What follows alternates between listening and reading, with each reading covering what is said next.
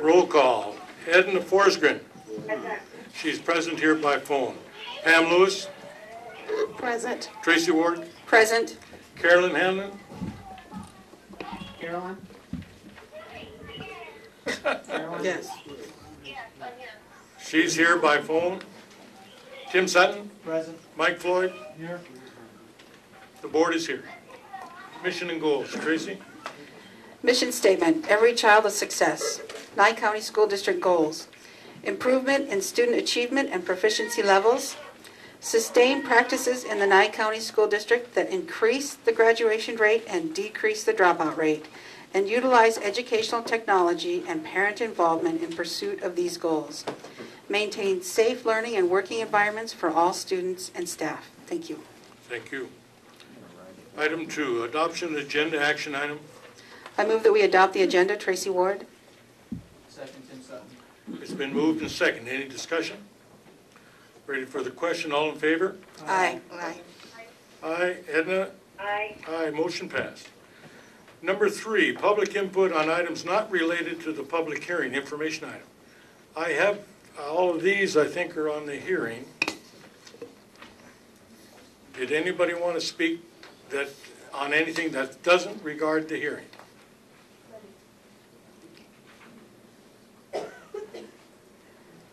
Hearing none, I'll go to the next item. Item 4, public hearing regarding potential closure of Mount Charleston Elementary informational item.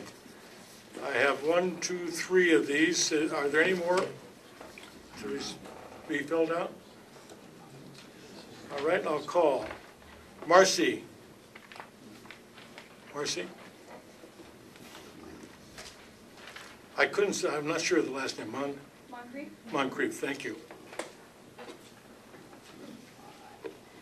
Could you push the blue button on your microphone that we may be able to hear you? First, let me start by saying thank you for the opportunity to speak before you tonight, and I want you to know that I do not envy you in your daunting task of trying to accomplish so much with so limited funding.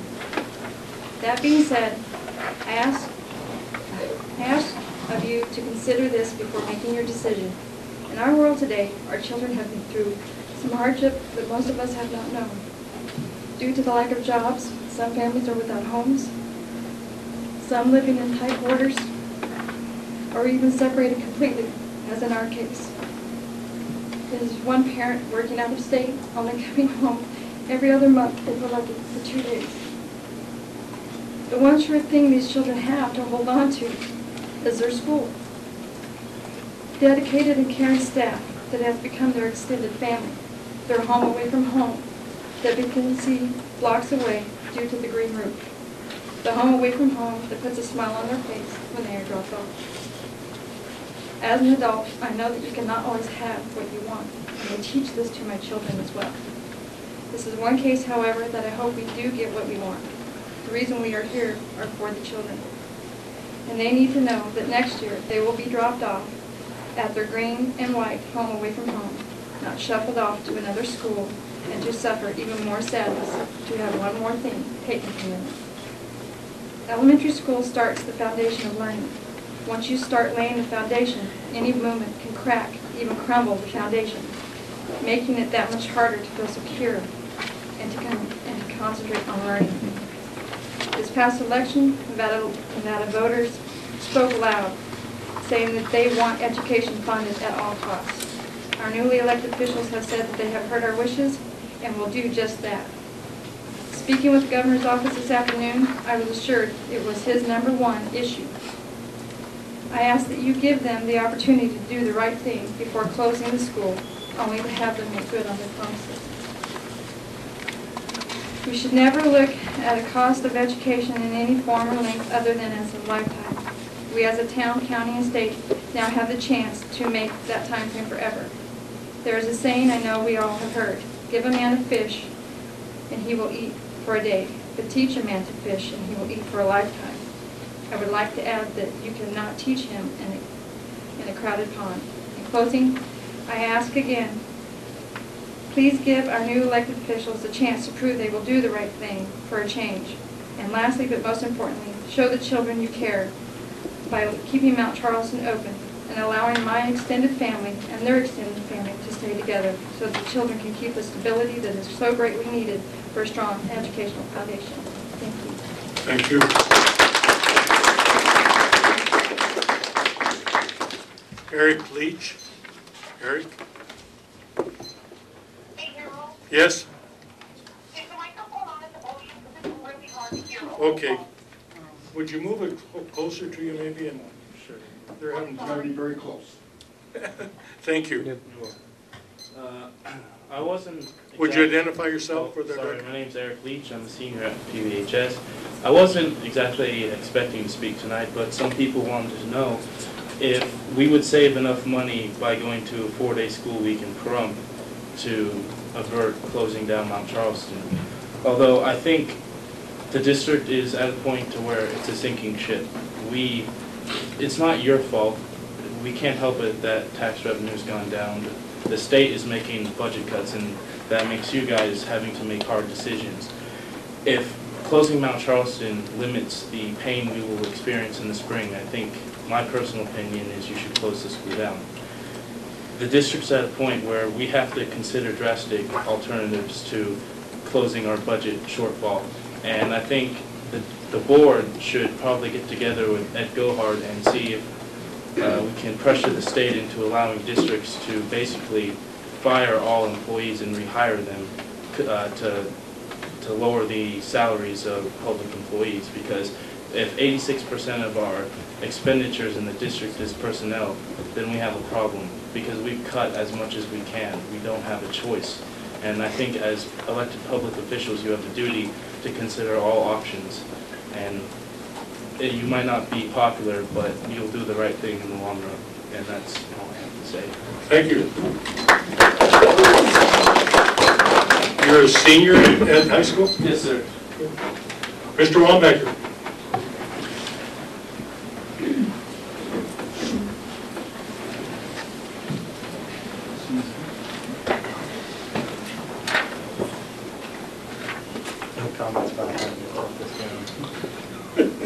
Hi, good evening, members of the board, Dr. Roberts, President Tilker. Obviously, this is not the kind of meeting I like to attend, is possibly closing my school, my extended family. I can just say that you guys are in a very difficult position, and I would not want to have that decision made. But I can tell you, whatever decision you make, I will obviously support. We have created a tradition at Mount Charleston Elementary School. We have a very dedicated group of students and parents and definitely staff. And with that tradition, traditions often end. And this may be the case tonight or in about a month. But I want to say that, as Eric said, there's some overlaying factors. Obviously, the budget is a huge concern.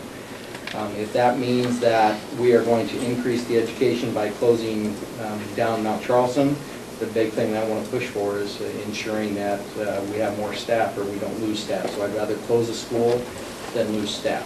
And I'd like to say I've enjoyed the tradition that we've built in Mount Charleston. I do think it's an outstanding one. And whatever your decision you make, we will support. But it's going to be difficult to see the staff spread out, if you will, because it is a very good staff, and the parents and students are outstanding as well. So hang in there, and I know the budget's a very tough thing, so anyway, thank you.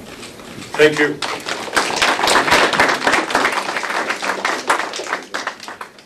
I'll give anybody else a chance. Is there someone else? Would you didn't fill out a card, so would you identify yourself? My name is Mary Upa. I'm a veteran of the United States. I didn't have the opportunity to go to a school that had great teachers, a wonderful atmosphere. We crammed 45 people into the classroom, and I still managed. The reason we moved to Pahrump was so that my son could get a better education, have a family life. I called the school district when we lived in Las Vegas, and they told us that there was going to be 50+ children in the classroom. I wasn't allowed to go and assist. I've currently moved out here. We've got him in a great school. There's 18 kids in his class. There's 2 teachers in the classroom that are working together to try and make sure that they get the best education possible. I couldn't imagine a better opportunity for my son. I've also started my own company and hopes to help supply money for my son's school. 50% of the proceeds from my company go to that school to help it out. And we're not doing so great right now, but there's so many ideas that we have that are going into play now. If my son doesn't have an opportunity to stay at a school where there is a low amount of children in the classroom, how can we expect our future to be any brighter than it is right now? It's just going to be darker and darker. If we don't keep the programming going the way it is and keep these wonderful teachers employed, how are we ever going to expect our children to make anything of themselves and still have a school board like you that are all educated people? Because we won't have anybody that's educated because they're going to get pushed under a rug. There'll be too many kids to teach and the teachers will be so frustrated. And we wonder why our state's doing the worst. It's because we're not putting our kids first. Thank you. Thank you.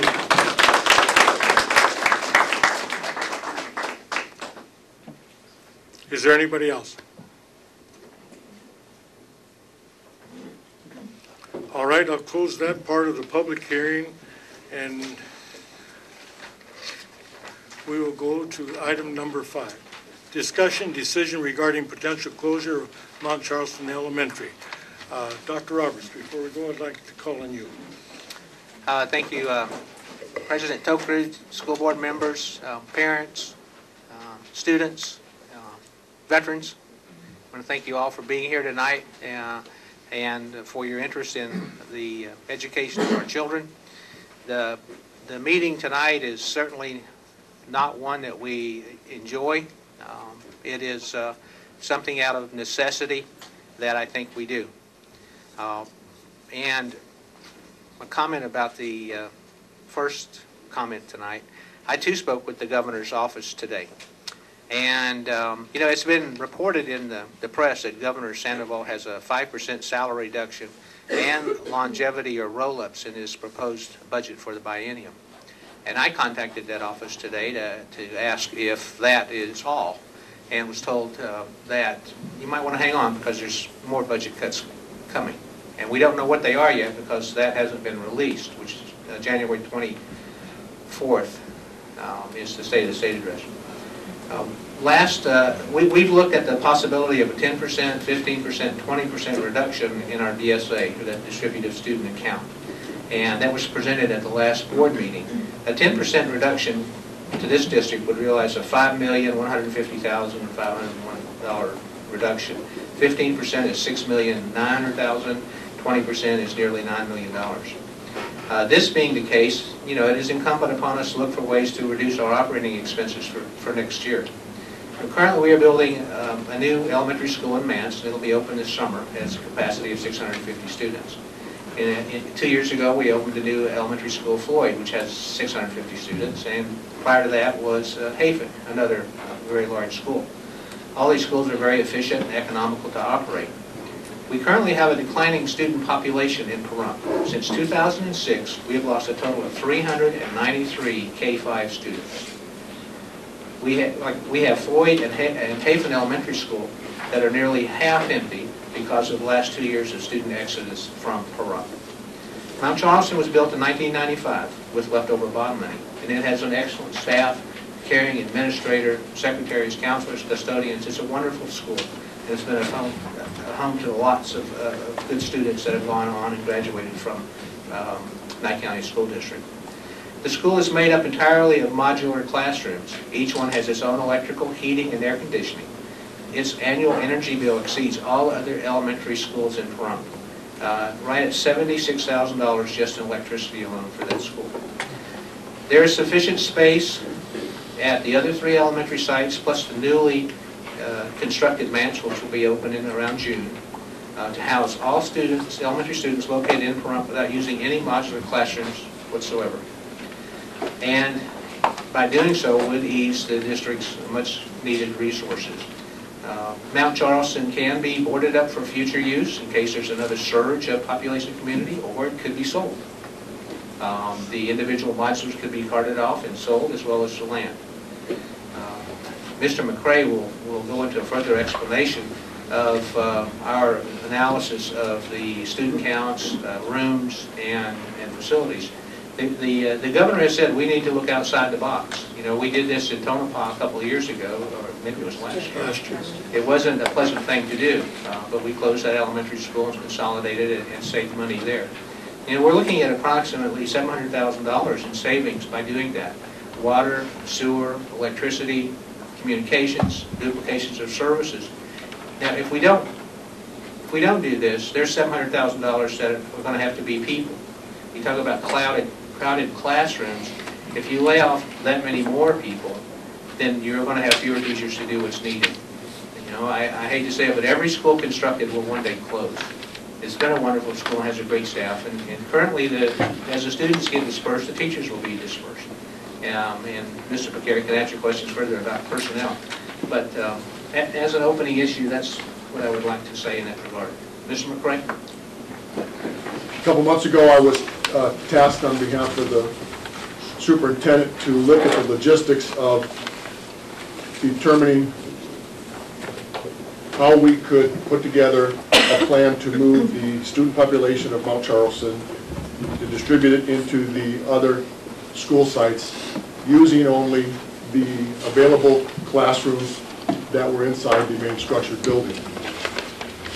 The assumptions that were made are as follows: that was instructed to use a figure of 25 students per classrooms being moved, that only use the available inside classroom space that was presented by the principals from a memo that they received from the superintendent.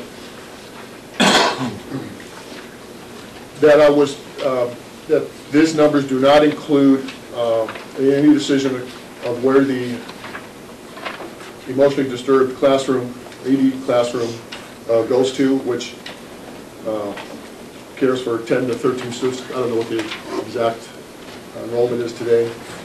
And it does not consider any existing staff or other variances from students that are not currently going to school in the area that the school zone where they live.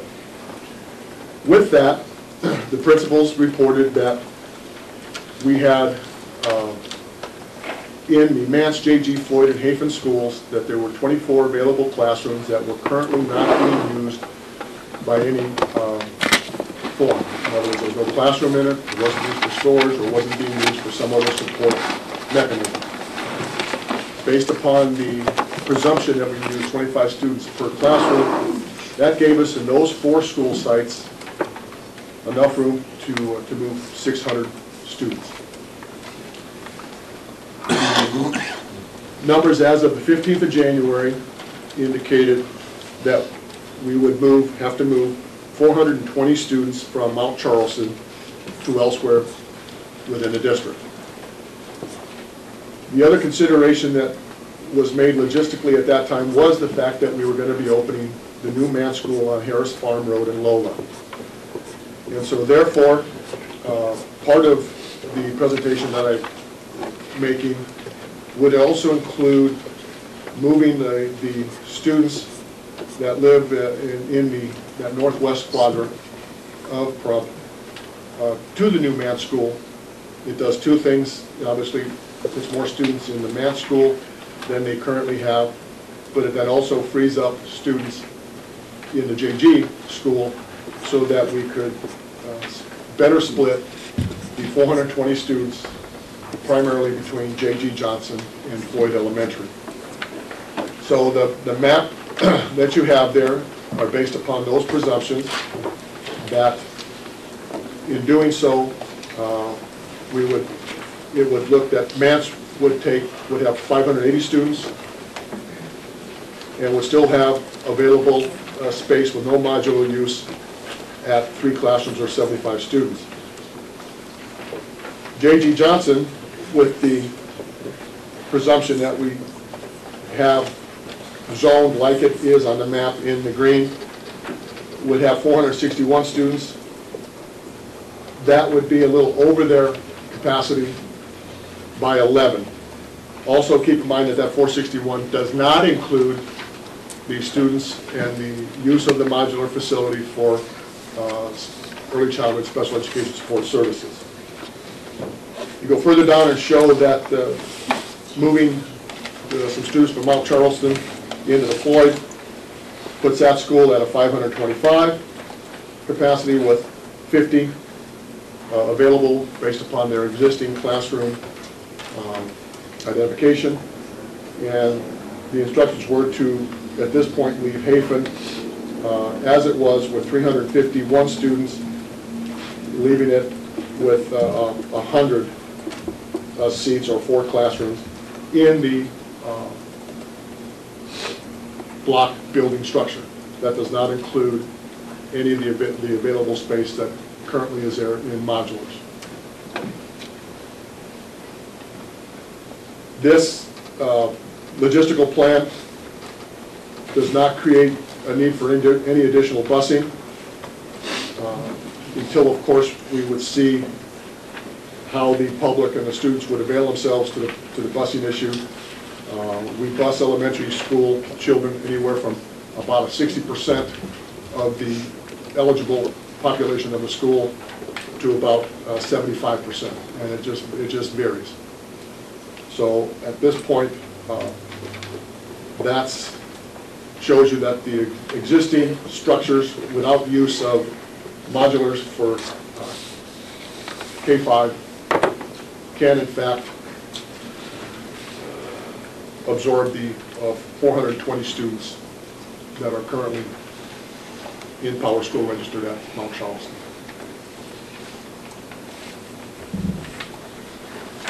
At this point, Mr. President, the board, what are your questions? Anybody? The one thing I'd like you to point out, Dr. Roberts, is the loss of enrollment at the beginning of the year. That's going to make us look at another $1.5 million reduction. Well, for those of you who know, we were 234 students fewer at the beginning of this year than we had last year. And what that means is that next year we will be operating at a $1.4 million deficit before we ever open the door, regardless of whatever budget cut the governor has, and the governor and state legislature has in mind for the school districts. And that's strictly based on number of students times their distributed student account, in other words, how much money per student. And we are under, all school districts, under the hold harmless Nevada revised statute, which allows you to have 1 year after that student population, in other words, to operate on. So unless there's an increased number of students at count day next year, in other words, if what we have this year was overcome by a wave of students, then we would be operating at a greater number. But currently, we have to plan for a $1.4 million reduction. This amount would make up about half of that to start with. And going back to you, Cameron, the what you've told us, that if we do close Mount Charleston, we've got ample classroom space at 25 kids to a class in the other 4 schools. That is correct. Depending on how many teachers we can staff them with. That would be correct. Okay. Does anybody else have any questions? Would there be any additional teacher layoffs? Well, Mr. McKinney, could you ask that? The question, because I don't know if everybody heard you, Mrs. Lewis, was that would there be any additional teacher layoffs? Correct. But the school closing, are we still looking at possible workforce reductions? I think that's correct in what you're saying. You have a double thing here. You're going to distribute jobs for the additional students in the other 4 schools. Those jobs will be open for transfer by all teachers within Nye County School District. Those who do not get a job with a successful transfer will have the right to use the displacement process based on seniority. And that'll take care of both NCCSO, which is classified, as well as the teachers' organization. But that does not account for what you have for a deficit of 1.4 and or what the governor will do. And that's a whole different issue that has to be addressed as we get closer to the legislature finally making a decision. But the first thing is to try to place those people who will not have a job next year because of the closure of Mount Charleston, if that's the decision of the board. The language in the contracts will be followed explicitly with both organizations. And that's basically what I can tell you right now. The plus thing is, if we do close the school, we've got an extra $700,000 that we can use to reduce the 1.5 million, or so we don't have those layoffs. But will there be layoffs? I'd say so. That happens after it's distributed through the transfer process and or displacement. Go ahead, Mike. Mr. McCarrick, the teachers at Mount Charleston, does it go by seniority through the whole in our attendance area? I mean, is it just... When you create jobs, according to the master contracts, and then some of these folks here are in leadership roles within the teachers union, it's open for transfer, and that's the entire organization. It's open for transfer. So it's not done totally by seniority on a transfer. It's up to the principal to interview and select, and there's a criterion which they look at, and it will follow the contract in filling those positions. Once the positions are filled, and there may be, if people from other schools besides Mount Charleston have an opportunity to transfer in, that still creates a vacancy that they left. So sooner or later, you're going to see it all flowed out where most of these people, either through transfer or through displacement, will in fact have a job this first time around due to the closure of Mount Charleston. It does not guarantee what positions will be available after budget cuts come, and the board looks at the class sizes and says this is what we have to do, and that kicks in a whole new process of reductions in force if that's what happens.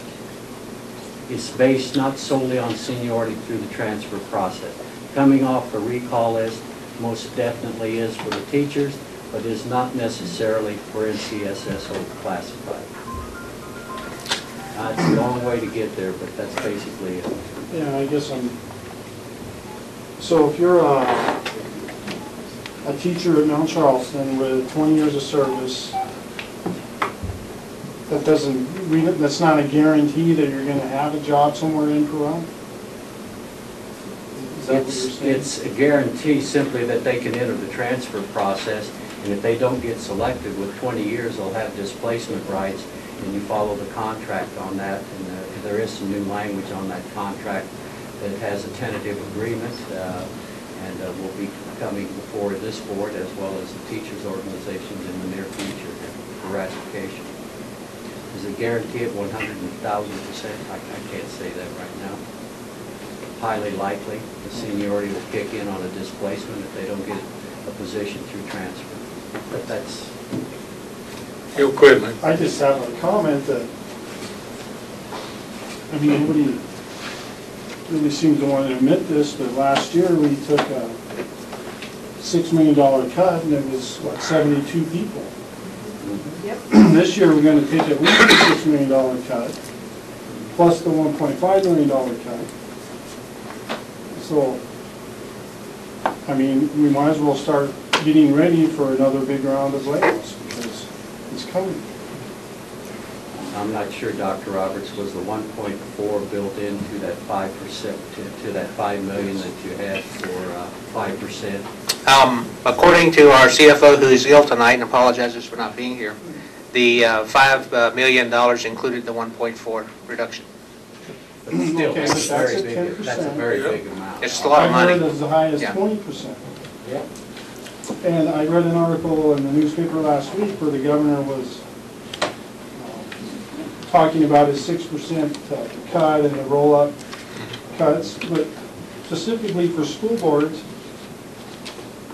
it's our choice if we're going to do this or not. That's what We the don't have a article choice. says. That's up to the local school. We don't have a choice because it's in our union contracts. We have to negotiate for Item that. is what you're talking So anything about. the governor says about roll-up cuts or longevity cuts, I mean, you got to really understand that it doesn't really mean anything, agreement with our unions. That's correct, Mr. Floyd. So, just a comment. Anybody else? I'd like to, Go ahead, Edna.